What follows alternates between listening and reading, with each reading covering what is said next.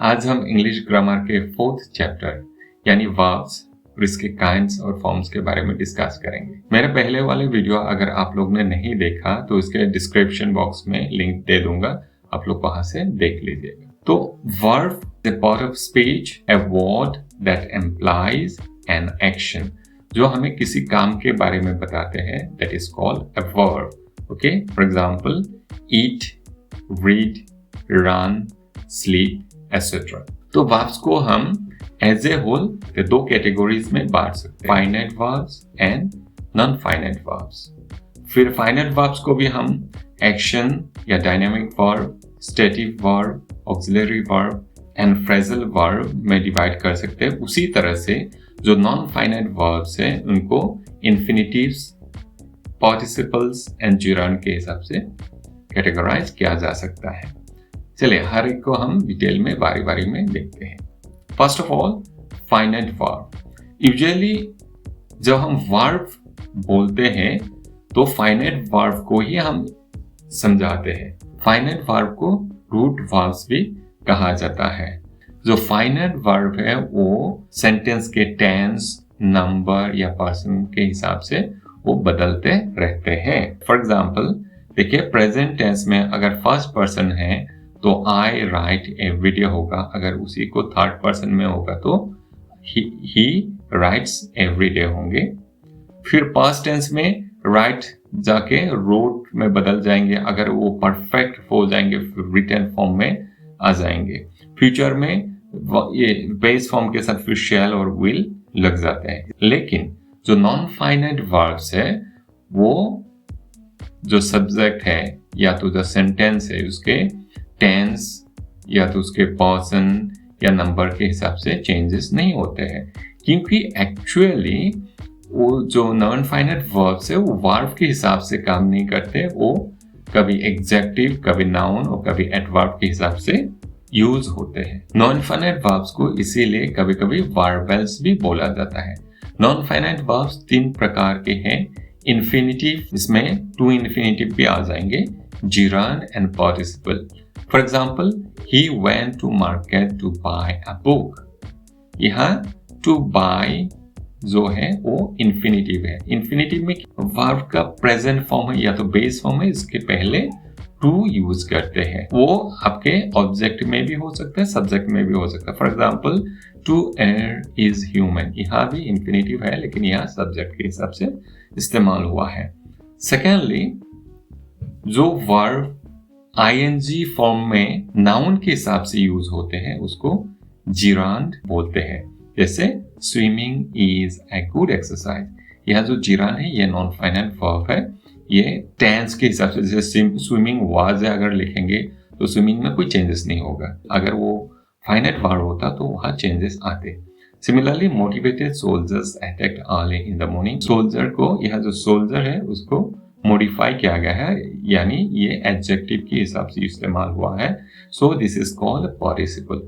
Verb है लेकिन ये पार्टिसिपल फॉर्म है वर्ब का, तो ये नॉन फाइनाइट वर्ब है। Next category is action verb. An action verb refers to an action और what the subject of the sentence perform. For example, I am writing a letter, we are playing football, we shall go to Delhi tomorrow. तीनों में आई am writing में क्या कर रहा हूँ, लिख रहा हूँ, खेल रहा हूँ या मैं जाऊंगा।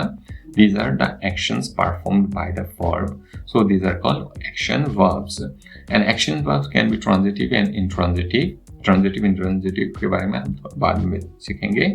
Next, stative verb. Stative verb is opposite of action verb. Action verb में क्या होता है, कुछ action, the subject है, कुछ action करते हैं, कुछ काम करते हैं। But in stative verb, they don't show any kind of action. Instead of that, they show a condition or state of being. ये qualities भी हो सकता है, state of existence भी हो सकता है, opinions, belief या emotion भी हो सकता है। For example, I prefer tea. मुझे चाय पसंद है। तो ये I'm doing nothing, है ना, मैं अपना एक choice बता रहा हूँ कि मुझे जो चाय है वो अच्छा लगता है। So this is not an action done by me. Okay, I'm stating something. Similarly, you recognize him, it smells nice, I remember it well. इन सभी sentences में कोई एक्शन स्पेसिफिकली क्या नहीं गया है, कोई काम हम नहीं किया है, बट ये हमें किसी चीज़ के बारे में डिस्क्राइब किया है, किसी चीज़ के बारे में बताया है। यहाँ जो वर्ब है prefer, recognise, smells and remember, तो ऐसे जो वर्ब्स होते हैं उनको स्टेटिव वर्ब्स कहते हैं। Common stative verbs are agree, believe, doubt, guess, imagine, know, mean, recognise, like, hate, prefer. लेकिन इसमें एक चीज आपको ध्यान रखना है, जो स्टेटिव वर्ब है उसको हम कंटिन्यूअस फॉर्म में यूज नहीं करते हैं, मतलब कंटिन्यूअस टेंस में हम इसको यूज नहीं करते हैं। आईएनजी फॉर्म हो सकता है, that is not used in continuous form. Continuous form means there will be verb और वर्ब का आईएनजी फॉर्म होता है। We don't use those stative verbs in continuous form. Next is linking verb. Linking verb आपको नाम से पता चलता है। लिंकिंग वर्ब क्या करता है, जो सेंटेंस इसमें जो सब्जेक्ट है और उसका सब्जेक्ट का जो कॉम्प्लीमेंट है, इन दोनों के बीच में लिंक करते हैं, उनको कंबाइन करते हैं। They say something about the subject. Okay, for example my father is a teacher. यहाँ my father and teacher both are the same, है ना। माई फादर का कॉम्प्लीमेंट टीचर है, लेकिन ये जो इज है, ये इज बी वर्ब है, ये क्या किया, इन दोनों को लिंक किया है। तो लिंकिंग वर्ब क्या करते हैं, एक जो सब्जेक्ट है उसको अपने कॉम्प्लीमेंट से लिंक करते हैं। हाँ, लिंकिंग वर्ब दो प्रकार के हो सकते हैं। बी वर्ब्स हो सकते हैं, जैसे am, is, are, was, were, मतलब ये बी वर्ब्स जो है इनको लिंकिंग वर्ब के हिसाब से इस्तेमाल किया जाता है। और स्टेटिव वर्ब्स भी है, जैसे act, feel, remain, appear, become, seem, ये भी लिंकिंग वर्ब के हिसाब से इस्तेमाल होता है। हाँ, लेकिन कभी कभी क्या होता है, जो लिंकिंग वर्ब है वो एक्शन वर्ब के हिसाब से भी इस्तेमाल किया जा सकता है। लेकिन आपको डिफरेंशिएट करने के लिए कि एक सेंटेंस में ये लिंकिंग वर्ब है या एक्शन वर्ब के हिसाब से इस्तेमाल किया है, उसको जानने के लिए that is a simple trick. आपको क्या करना है, जो लिंकिंग वर्ब है उसके जगह पे आप बी वर्ब, कोई भी एक बी वर्ब उसके टेंस एंड पर्सन के हिसाब से इस्तेमाल कर लीजिए।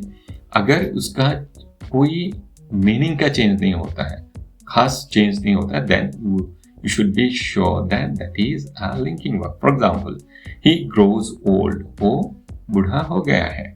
He is old. वो बूढ़ा है। मतलब यहाँ ज़्यादा डिफरेंस नहीं हुआ मीनिंग का।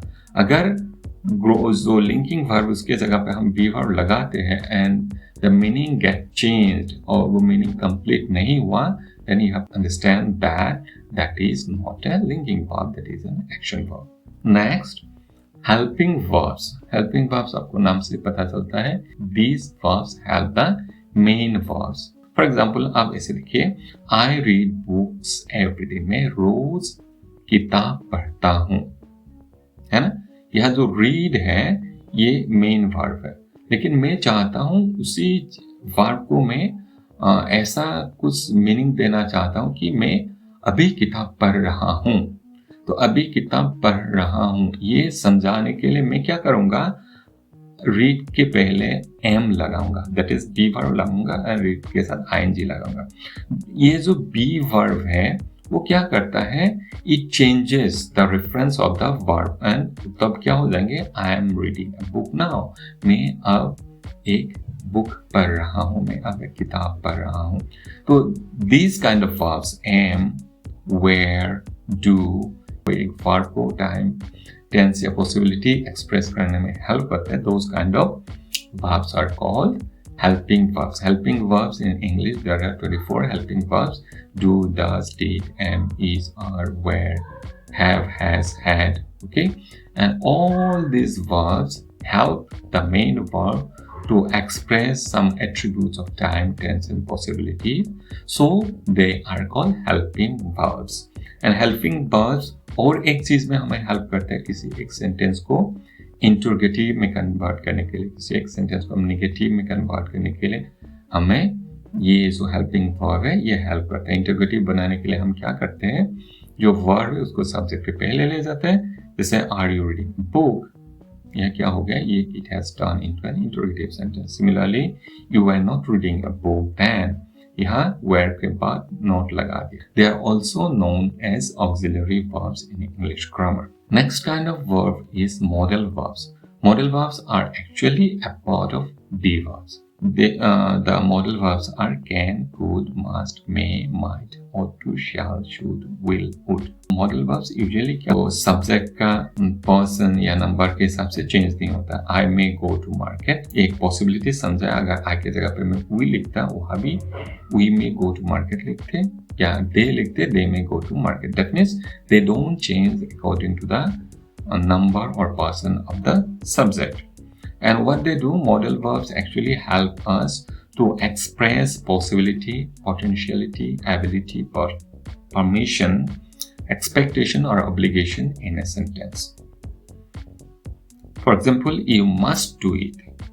You should ask for forgiveness. Next kind of verb is phrasal verb. There will be a verb and there will be a preposition or an adverb. All of them come together to form a phrase. Interestingly, the phrase will have a different meaning than the individual words. जो अलग-अलग words है, उनका meaning से सबको एक साथ अलग meaning हो जाता है. जैसे put up with, जब तीनों एक साथ आएंगे तब इसका meaning क्या हो जाएंगे? To tolerate something.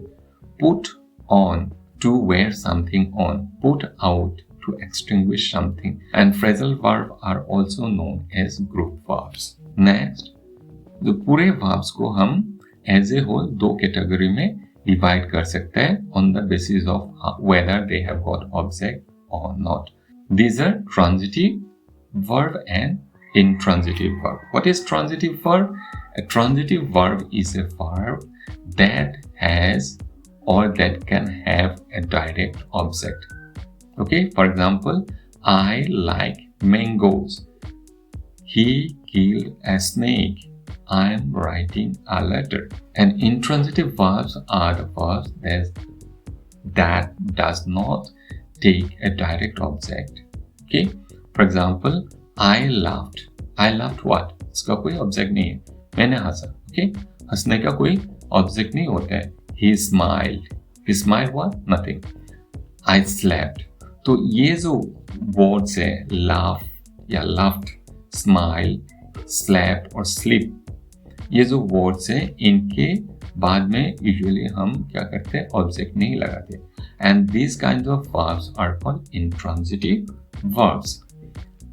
On the other hand, on the basis how the verbs transform from present to past or past participle form, they are again divided into two categories, regular verbs and irregular verbs. What is regular verb? A regular verb is a verb whose past tense form and past participle form ends in ed, d or t. जो verb जिसके past form में या past participle form में ed लगा के convert करते हैं, that is called regular verb. For example, walk, walked, walked. Apply, applied, applied. Learn, learned, learned. Learn में दोनों होते हैं, ed भी होते हैं, t भी होते हैं. Pray, prayed, prayed. Live, lived, lived. Similarly, in irregular verbs, they don't change into ed, d or t in past and past participle form. They change completely, है ना? उनका जो स्पेलिंग है कभी-कभी completely change हो जाता है. जैसे sing, sang, sung, fall, fell, fallen, give, gave, given, go, went, gone. Okay? ऐसे जो verbs है इनको बोलते हैं irregular verbs. Next हम verb forms के बारे में थोड़ा डिस्कस करेंगे. verb के 5 फॉर्म हो सकते हैं. बेस फॉर्म या प्रेजेंट फॉर्म, इसको रूट फॉर्म भी बोलते हैं. देन पास्ट फॉर्म जो हम पास्ट टेंस में लिखते हैं, past participle form, present participle form and gerund form. Usually जो ग्रामर बुक्स वगैरह में आपको सिर्फ this 3 forms will be shown, that is present form, past form and past participle form. Present participle and gerundial form are not usually shown in the grammar books, but you should know them. Present form walk, walked, walked. Present participle form में ing लग जाते हैं, gerund में भी ing लग जाते हैं. जो present participle form है या तो participle form है वो क्या होता है?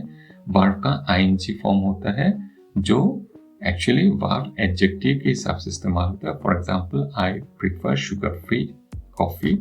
जिरान फॉर्म में भी जो वर्ब है उसका आईएनजी फॉर्म यूज होते हैं, लेकिन यहाँ जो वर्ब है वो वर्ब के जगह पे नाउन के हिसाब से इस्तेमाल होते हैं। जैसे for example, walking is good for health, I love kite flying. Similarly, apply, applied, applied, applying, applying. Talk, talked, talked, talking, talking.